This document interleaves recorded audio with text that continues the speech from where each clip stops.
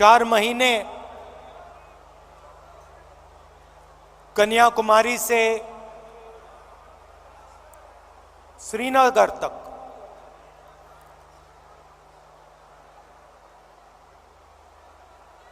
भारत जोड़ो यात्रा हमने की।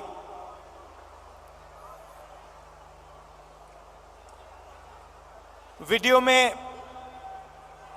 आपने मेरा चेहरा देखा, मगर हमारे साथ लाखों लोग चले थे। हर स्टेट में चले, बारिश में, गर्मी में, बर्फ में,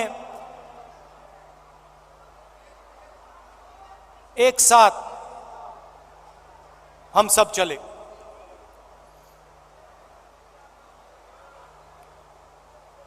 बहुत कुछ सीखने को मिला।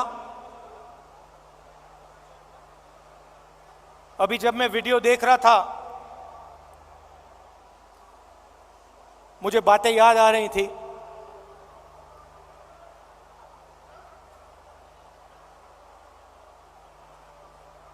वीडियो में आपने देखा होगा, पंजाब में एक मैकेनिक आकर मुझसे मिला।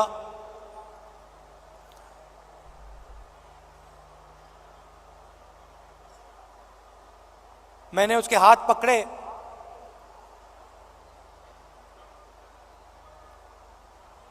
और सालों की जो तपस्या थी उसकी, सालों का जो दर्द था, जो खुशी, जो दुख, जैसे ही मैंने उसके हाथ पकड़े,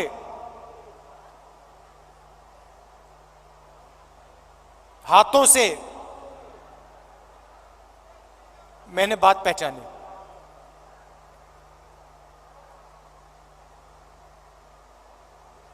वैसे ही लाखों किसानों के साथ जैसे ही हाथ पकड़ते थे, जैसे ही हाथ मिलाते थे, गले लगते थे, एक ट्रांसमिशन सा हो जाता था। शुरुआत में बोलने की जरूरत होती थी, क्या करते हो, कितने बच्चे हैं, क्या मुश्किलें हैं। ये एक 1.5 महीना चला। उसके बाद बोलने की जरूरत नहीं होती थी।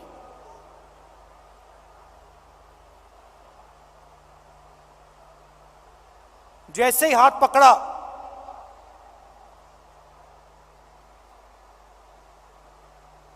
गले लगे, सन्नाटे में एक शब्द नहीं बोला जाता था, मगर जो उनका दर्द था, जो उनकी मेहनत थी, 1 सेकंड में मुझे समझ आ जाती थी। और जो मैं उनसे कहना चाहता था, बिना कुछ बोले वो समझ जाते थे। अभी मैंने देखा, आपने वो बोट रेस देखी होगी केरल में।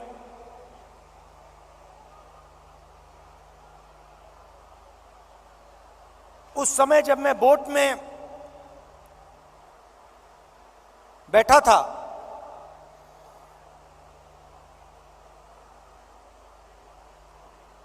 पूरी टीम के साथ मैं रोइंग कर रहा था, मेरे पैर में भयंकर दर्द था।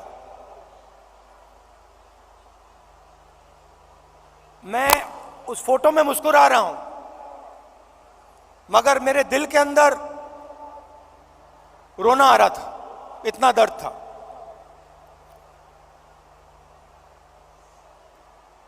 मैंने यात्रा शुरू की। काफी फिट आदमी हूं, 10-12 किलोमीटर ऐसे ही दौड़ लेता हूं। घमंड था, मैंने सोचा था 10-12 किलोमीटर चल लेता हूं तो 20-25 किलोमीटर चलने में क्या बड़ी बात। मेरी माइंड में यह था। पुरानी इंजरी थी, कॉलेज में चोट लगी थी फुटबॉल खेलते हुए, मुझे याद है। मैं दौड़ रहा था, मेरे दोस्त ने पीछे से अड़ंगी मार दी और घुटने में चोट लगी।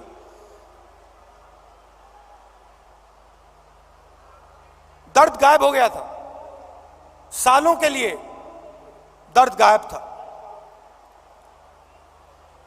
और अचानक जैसे ही मैंने यात्रा शुरू की, दर्द वापस आ गया।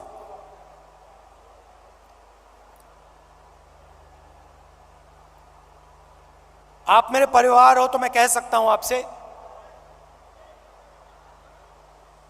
सुबह उठता था, सोचता था कैसे चला जाए, और फिर उसके बाद सोचता था कि भाई 25 किलोमीटर नहीं 3,500 चलने, केरला की बात है, 3,500 किलोमीटर चलने हैं, कैसे चलूंगा।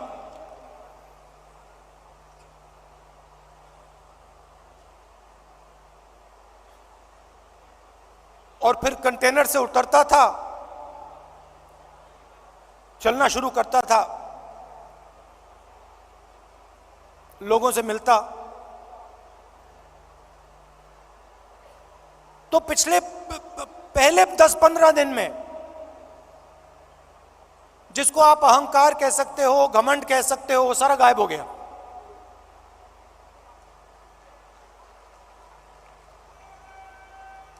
क्यों गायब हुआ?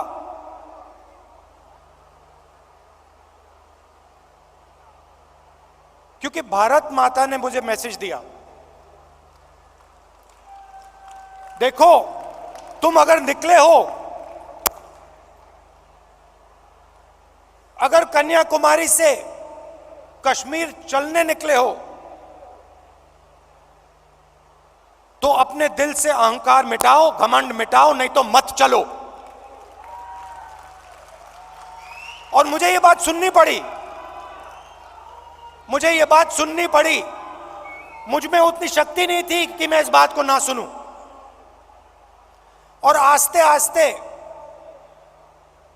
मैंने नोटिस किया,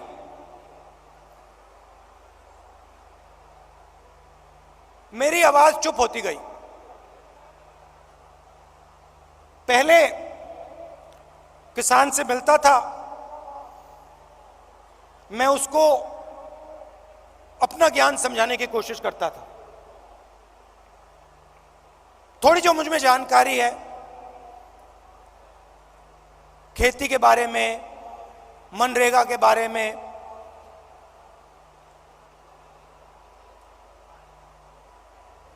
फर्टिलाइजर के बारे में, मैं कहने की कोशिश करता था।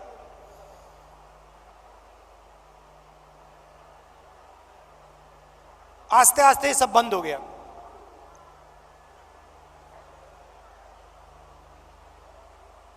शांति सी आ गई।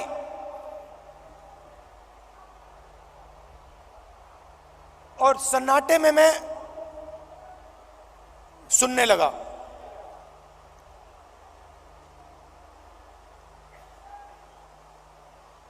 ये आस्ते आस्ते आस्ते आस्ते ये बदलाव आया।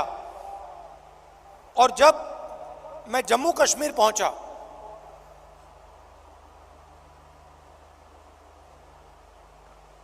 वो भी अजीब सी बात थी। जब मैं जम्मू कश्मीर पहुंचा, मैं बिल्कुल चुप हो गया।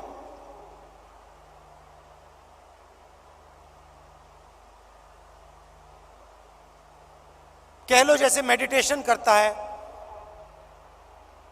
प्रियंका और मैं, विपासना करते हैं, वैसी बात हो गई कि बिल्कुल चुप हो गया मैं।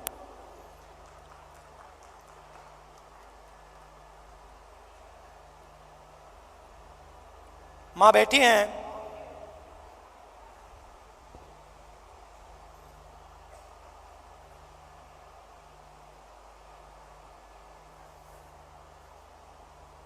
मैं छोटा सा था, 1977 की बात है।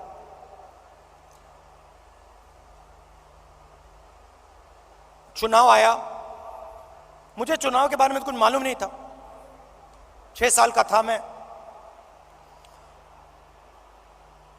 एक दिन घर में अजीब सा माहौल था। मैं मां के पास गया, बैठी हुई हैं, इधर नहीं देख रही हैं।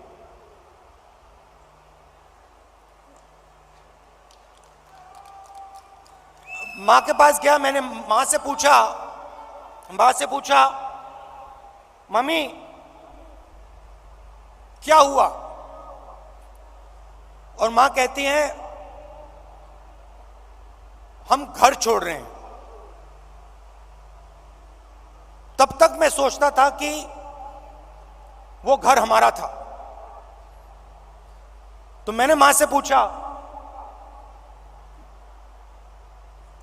मां हम अपने घर को क्यों छोड़ रहे हैं?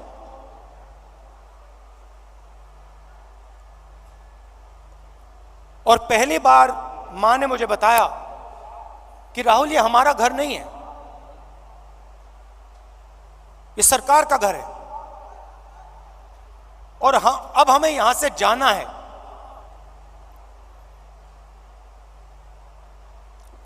मैंने मां से पूछा, मां कहां जाना है? कहती है नहीं मालूम।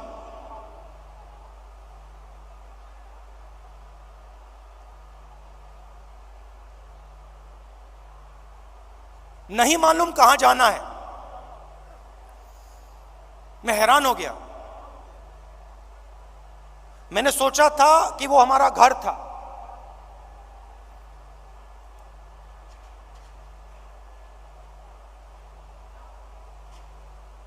बावन साल हो गए,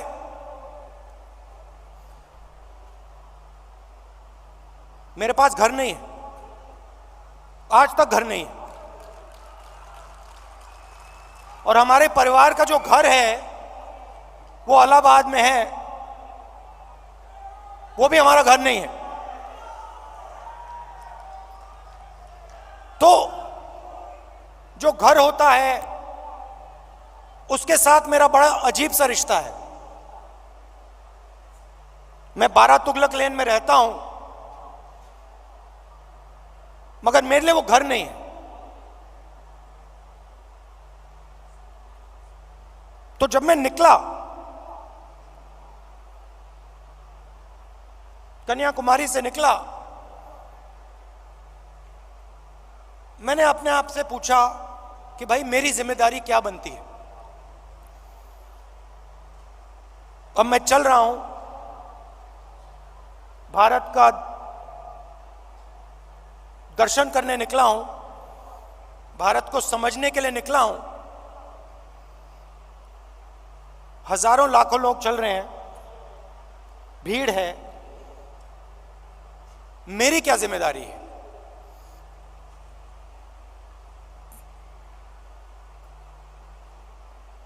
मैंने थोड़ी देर सोचा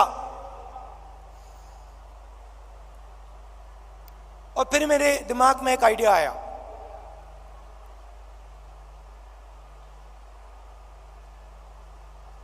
मेरे ऑफिस के लोगों को मैंने बुलाया जो मेरे साथ थे, मेरे साथ चल रहे थे। मैंने उनको कहा, देखिए यहां पे हजारों लोग चल रहे हैं, धक्का लगेगा, लोगों को चोट लगेगी, बहुत भीड़ है। हमें एक काम करना है, मेरे साइड में, मेरे सामने 20-25 फुट आगे, इस तरफ 20-25 फुट, इस तरफ 20-25 फुट, ये जो जगह है, ये जो खाली जगह है जिसमें हिंदुस्तान के लोग आएंगे, हमसे मिलने आएंगे,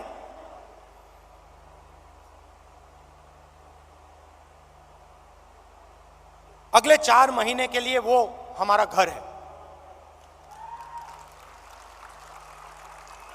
मतलब ये घर हमारे साथ चलेगा। सुबह 6 बजे से शाम 7 बजे तक ये घर हमारे साथ चलेगा।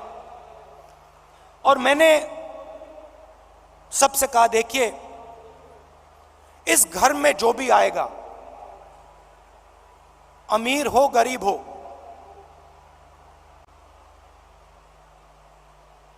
बुजुर्ग हो युवा हो बच्चा हो,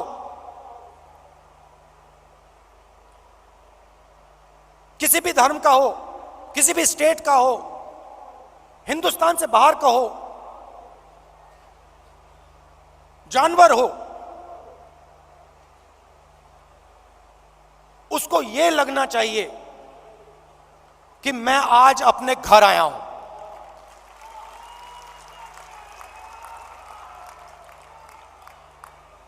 और जब वो यहां से जाए, उसे लगना चाहिए कि मैं अपने घर को छोड़ के जा रहा हूं। छोटा सा आइडिया था, मगर इसकी गहराई मुझे तब नहीं समझ आई। जैसे ही मैंने यह किया,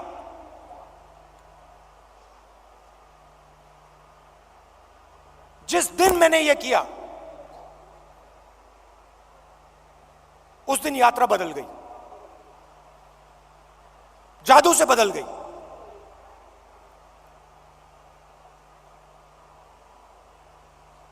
लोग मेरे साथ राजनीतिक बात नहीं कर रहे थे। मैंने क्या क्या सुना मैं आपको बता भी नहीं सकता हूं।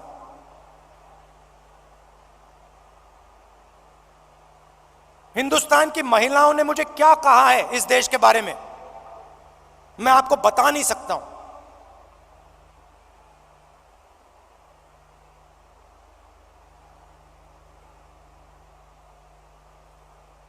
युवाओं के दिल में डर क्या है, कैसा है, मैं आपको बता नहीं सकता, समझा नहीं सकता। कह सकता हूं मगर बता समझा नहीं सकता हूं। कितना बोझ उठा रहे हैं।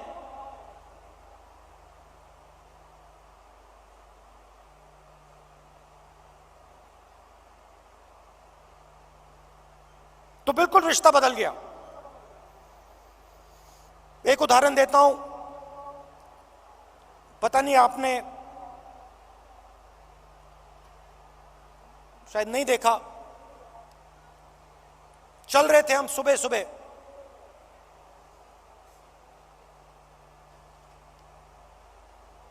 साइड में एक महिला भीड़ में खड़ी थी। झिझक के उसने ऐसे किया मुझे। जैसे ही मैंने देखा, मैंने उसको बुलाया। मुझे बात अजीब सी लगी।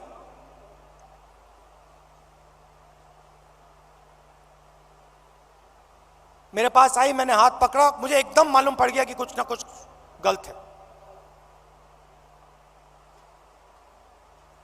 जैसे मैं प्रियंका का हाथ पकड़ता हूं, वैसे मैंने उसका हाथ पकड़ा था।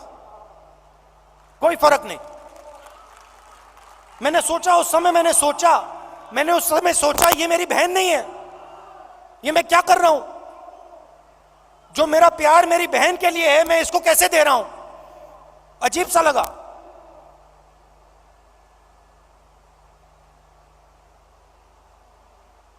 मुझे मेरा हाथ पकड़ती है, कहती है राहुल जी, भैया मैं आपसे मिलने आई हूं।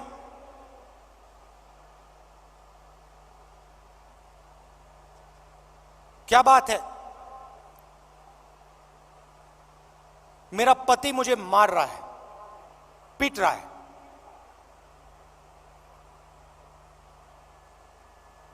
मैंने कहा कब? कहती है अभी वो मुझे मार रहा था, मैं घर से भागी हूं आपसे मिलने। तो मैंने कहा कि पुलिस को बुलाएं। कहती है नहीं, पुलिस को नहीं बुलाइए।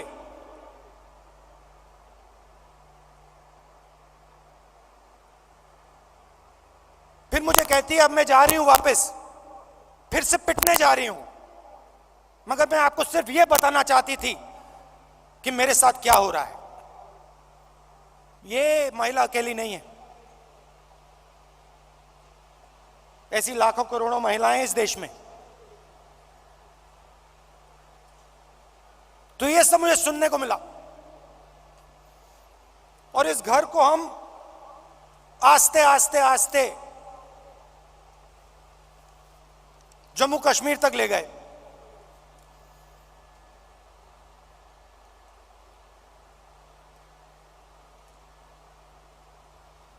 पता नहीं, शायद मेरा परिवार सालों पहले वहां से आया।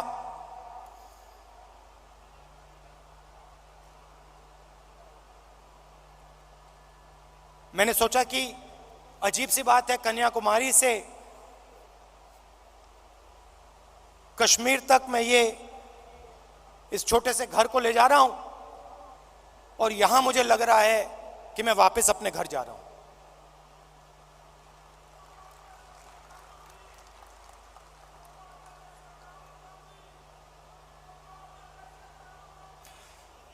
कश्मीर में हम घुसते हैं,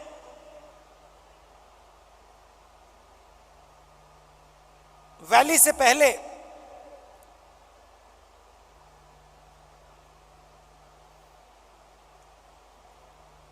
बर्फ है, धूप है,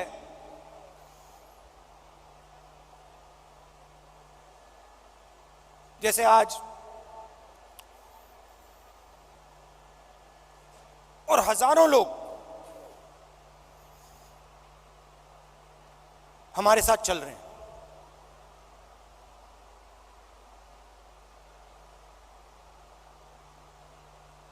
एक लड़का आता है मेरे पास, मेरे साथ चलता है और मुझसे कहता है, राहुल जी मैं आपसे एक सवाल पूछना चाहता हूं। मैंने कहा क्या?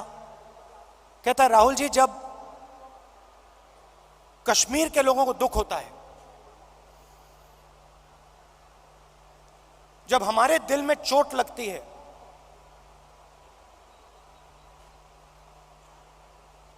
तो बाकी हिंदुस्तान के लोगों को खुशी क्यों होती है?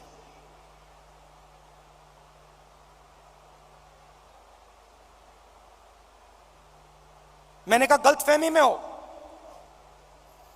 ऐसी कोई बात नहीं है। मैं कन्याकुमारी से यहां तक आया हूं, मैं दावा देके कह सकता हूं कि करोड़ों लोगों के दिल में यह भावना नहीं है। करोड़ों लोग हर हिंदुस्तानी के दर्द के साथ, हर हिंदुस्तानी के साथ खड़े हैं। चुने हुए लोग हैं, मैंने कहा चुने हुए लोग हैं जो खुश होते हैं।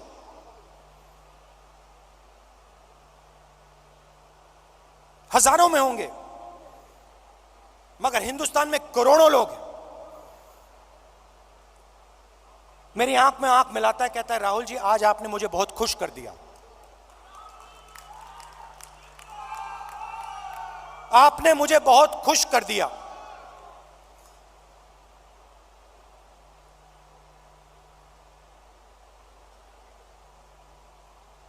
बातचीत करते हुए मैं देख रहा था,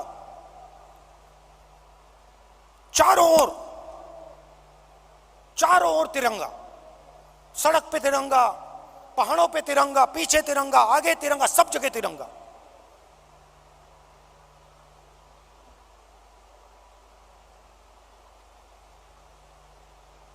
फिर हम वैली में घुसे। वैली में घुसते हैं,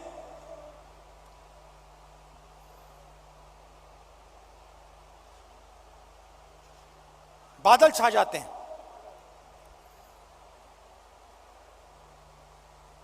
धूप गायब हो जाती है, और जैसे ही हम घुसते हैं, पुलिस वालों ने हमें कहा था कि 2000 लोग आएंगे। मेरे सिक्योरिटी वालों ने सोचा था 2000 लोग आएंगे। जैसे ही हम घुसते हैं, वहां पे 40,000 लोग खड़े हैं।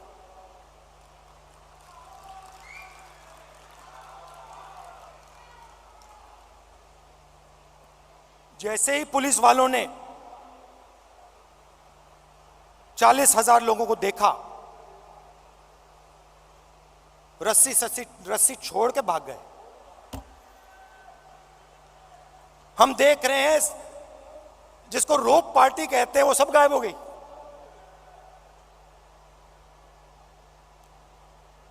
सब गायब हो गई।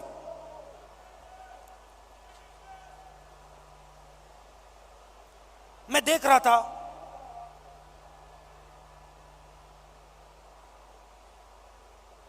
हिंदुस्तान के सबसे टेररिस्ट इन्फेस्टेड जिले में जहां भी आप देखो, तिरंगा तिरंगा तिरंगा तिरंगा तिरंगा, सब जगह। कौन उठाए थे तिरंगा? हमारे पास सिर्फ 125 यात्री थे। कश्मीर के लोग तिरंगा उठाए थे। एक ने नहीं उठाया था, हजारों ने उठा रखा था। और यही कहानी पूरे कश्मीर में, अनंतनाग, पुलवामा, जिसको टेररिस्ट इन्फेक्टेड डिस्ट्रिक्ट कहा जाता है, हर डिस्ट्रिक्ट में पहाड़ों पे, सड़क पे, आगे पीछे तिरंगा। किसके हाथ में?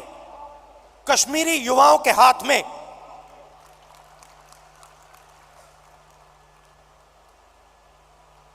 सीआरपीएफ के लोग मुझसे कह रहे हैं, भैया ये तो हमने कभी जिंदगी में नहीं देखा, ये क्या हो गया?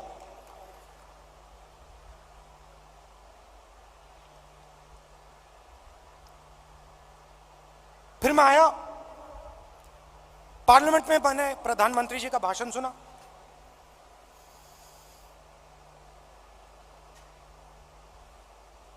कहते हैं कि मैंने भी जाके लाल चौक में तिरंगा फहराया था।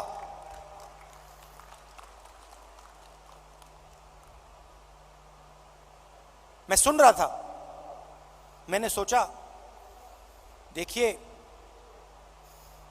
हिंदुस्तान के प्रधानमंत्री को बात समझ नहीं आई, बात समझ नहीं आई।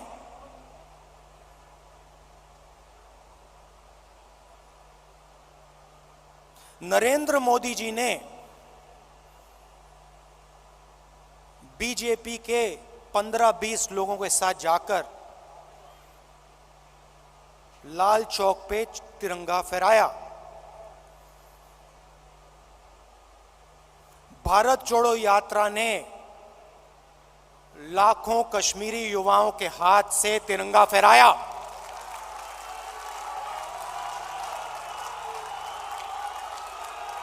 प्रधानमंत्री को फर्क नहीं समझ आया। हमने हिंदुस्तान की भावना, इस झंडे की भावना जम्मू कश्मीर के युवाओं के अंदर डाल दी। आपने अपने झंडे की भावना जम्मू कश्मीर के युवाओं से छीन ली। यह फर्क है हम में और आप में।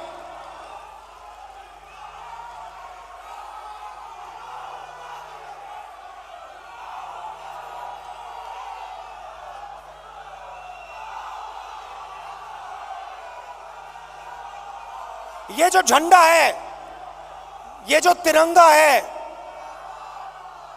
ये दिल की भावना है, ये दिल के अंदर से आती है। हमने इस भावना को कश्मीर के युवाओं के दिल के अंदर जगाया। हमने उनसे नहीं कहा कि भैया तुम्हें तिरंगा लहराना है, तुम्हें तिरंगा उठा के चलना है। नहीं, किसी से नहीं कहा। अपने आप आए, हजारों लाखों आए और अपने हाथ में तिरंगा उठा के चले।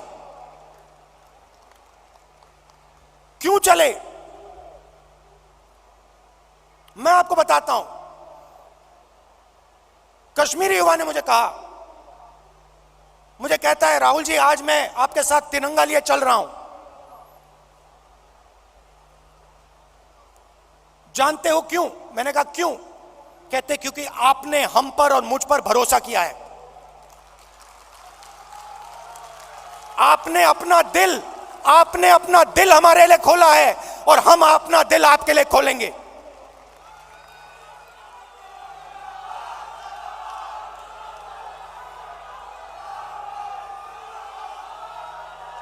यह फर्क है।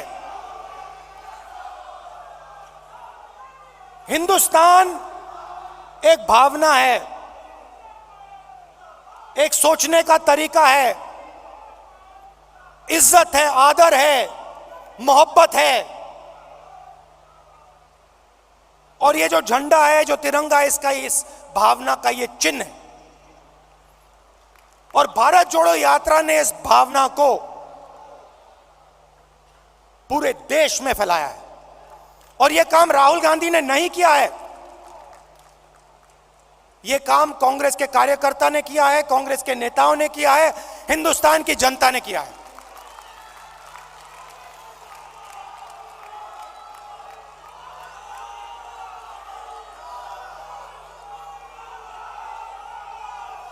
अब देखिए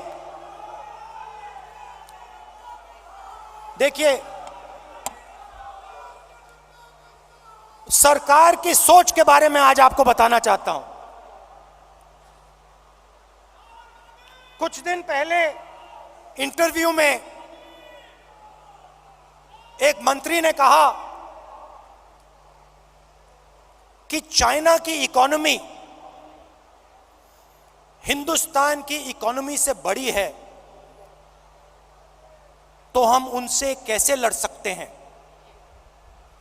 चाइना की इकोनॉमी हिंदुस्तान की इकोनॉमी से बड़ी है, तो हम उनसे कैसे लड़ सकते हैं।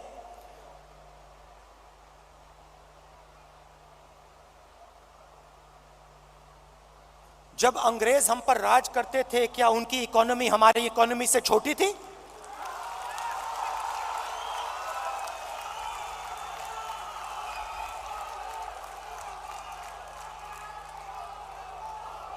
लड़ाई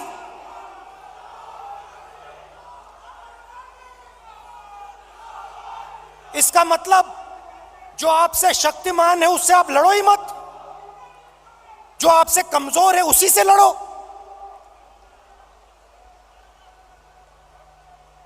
इसको कायरता कहा जाता है।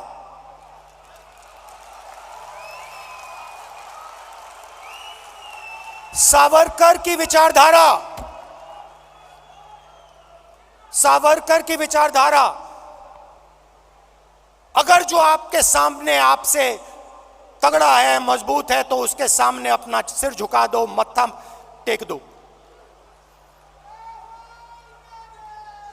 हिंदुस्तान के मंत्री कह रहे हैं, हिंदुस्तान का मंत्री चाइना से कह रहा है कि आपकी इकोनॉमी हमसे बड़ी है, तो हम आपके सामने खड़े नहीं हो सकते हैं। इसको क्या नेशनलिज्म कहते हैं? इसको देशभक्ति कहते हैं क्या?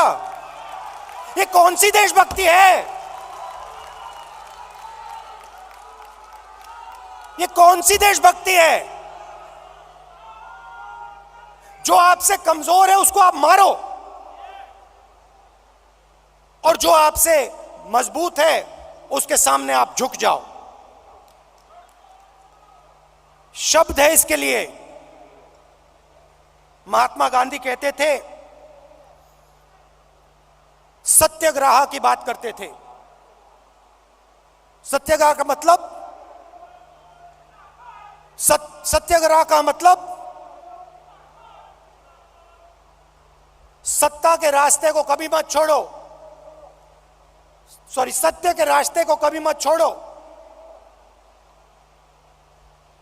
इनके लिए एक नया शब्द है आरएसएस बीजेपी वालों के लिए। हम है सत्याग्रही, वो है सत्ताग्राही। ये सत्ता के लिए कुछ भी कर लेंगे,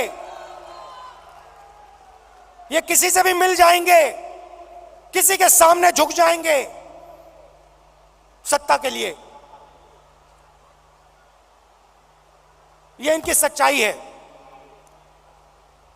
आखिरी बात, और मुझे बात समझ नहीं आई, पार्लियामेंट हाउस में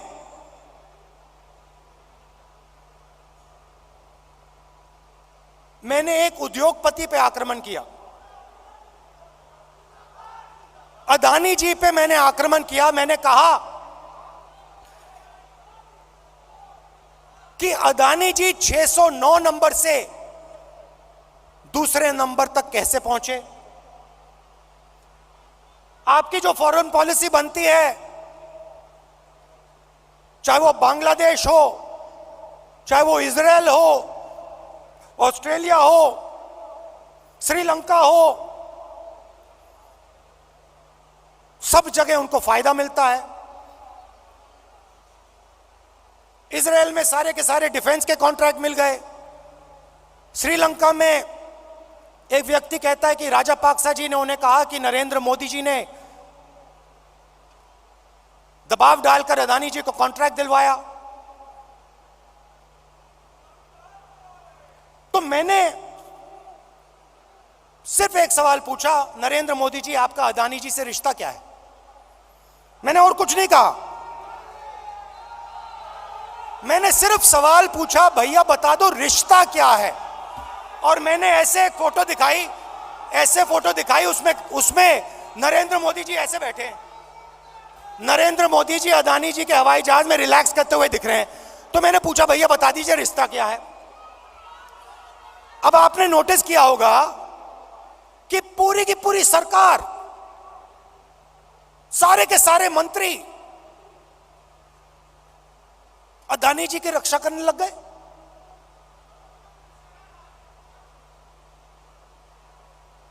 अदानी जी की रक्षा करने लग गए। कहते हैं जो अदानी जी पे आक्रमण करता है वो देशद्रोही है। मतलब अदानी जी देश के सबसे बड़े देशभक्त बन गए। और बीजेपी और आरएसएस इस व्यक्ति की रक्षा कर रही है। सवाल यह उठता है रक्षा क्यों कर रही है? क्या है इस अदानी में जो बीजेपी और आरएसएस को, सब मंत्रियों को इसकी रक्षा करने की जरूरत पड़ रही है?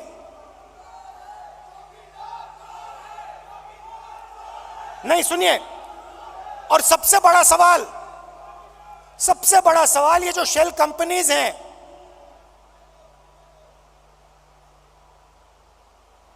जो हजारों करोड़ रुपया हिंदुस्तान भेज रही हैं, ये किसकी हैं? इसमें किसका पैसा है? अदानी जी डिफेंस इंडस्ट्री में काम करते हैं, डिफेंस इंडस्ट्री में काम करते हैं और हिंदुस्तान की सरकार को यह भी नहीं मालूम कि अदानी जी की शेल कंपनी है बाहर। इसमें इन्वेस्टिगेशन क्यों नहीं हो रहा? जेपीसी क्यों नहीं हो रही? डिफेंस का मामला है, देश की रक्षा का मामला है, पता तो लगाना चाहिए ये पैसा किसका है, शेल कंपनीज किसकी हैं, मगर नहीं।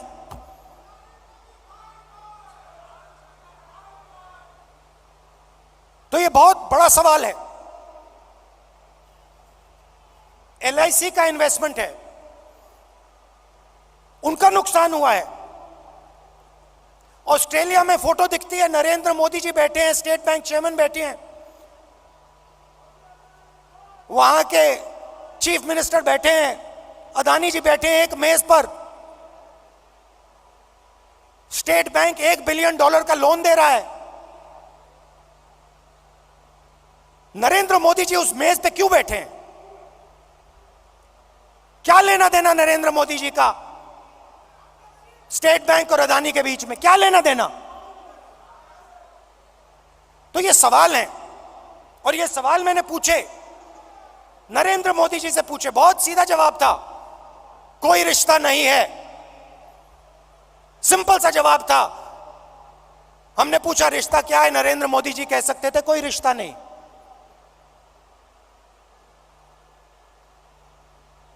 मगर रिश्ता है।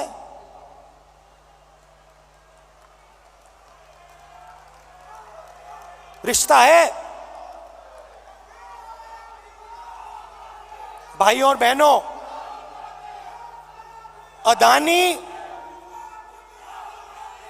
अदानी जी और मोदी जी एक हैं।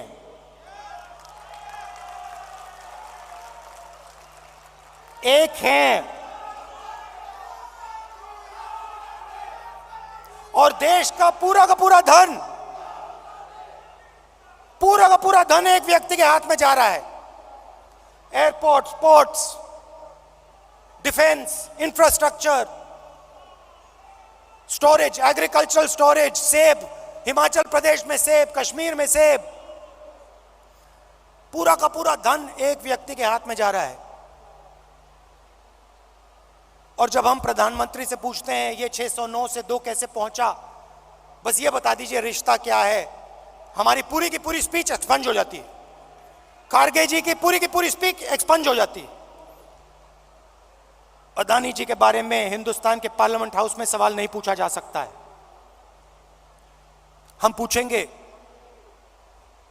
एक बार नहीं हजारों बार पूछेंगे, रुकेंगे नहीं जब तक सच्चाई नहीं निकलेगी।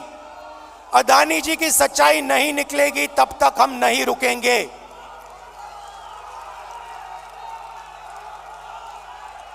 क्योंकि और इसका एक कारण है भाई और बहनों, और खास तौर से जो लोग अदानी जी की कंपनी में काम करते हैं उनसे मैं कहना चाहता हूं, ये आपकी जो कंपनी है ये देश को नुकसान पहुंचा रही है। ये देश के पूरे इंफ्रास्ट्रक्चर को छीन रही है। भाइयों और बहनों, याद रखिए, आजादी की लड़ाई भी ईस्ट इंडिया कंपनी के खिलाफ हुई थी। वो भी एक कंपनी थी। उस कंपनी ने भी हिंदुस्तान का सारा धन, सारा इंफ्रास्ट्रक्चर,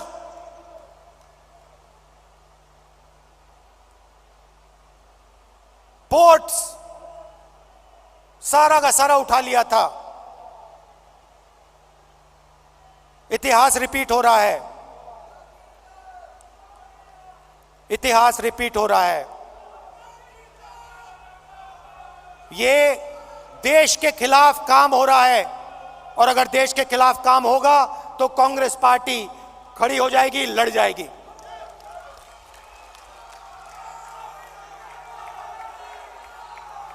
आखिरी बात कहना चाहता हूं, देखिए, यह पार्टी तपस्वियों की पार्टी है,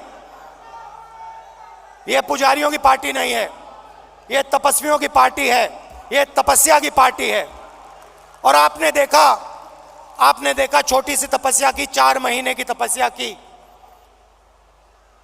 और आपने देखा कांग्रेस पार्टी में कैसी जान आई, कांग्रेस पार्टी के कार्यकर्ता में कैसी जान आई, देश में कैसी जान आई। तपस्या बंद नहीं होनी चाहिए,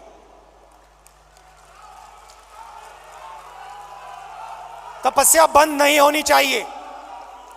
प्रोग्राम चलना चाहिए, तपस्या का प्रोग्राम होना चाहिए, उसमें हर कांग्रेस के कार्यकर्ता को शामिल होना चाहिए, हर नेता को शामिल होना चाहिए। उस प्रोग्राम में दर्द लगना चाहिए, मुश्किल होनी चाहिए, पसीना निकलना चाहिए, चोट लगनी चाहिए। खारगे जी कांग्रेस के प्रेसिडेंट हैं, सीनियर नेता बैठे हैं, तपस्या का प्रोग्राम बनाइए।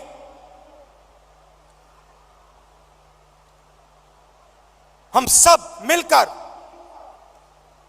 तपस्या में शामिल होंगे, अपना खून, अपना पसीना इस देश को देंगे।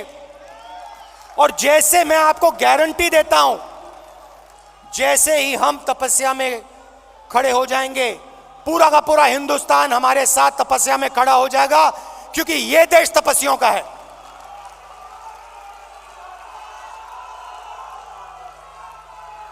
तो प्रोग्राम बनाइए, खारगे जी प्रोग्राम बनाइए, आपकी पूरी की पूरी टीम, जिसमें मैं शामिल हूं, कांग्रेस के सब नेता शामिल हैं, हर एक कार्यकर्ता शामिल है, देश की जनता शामिल है।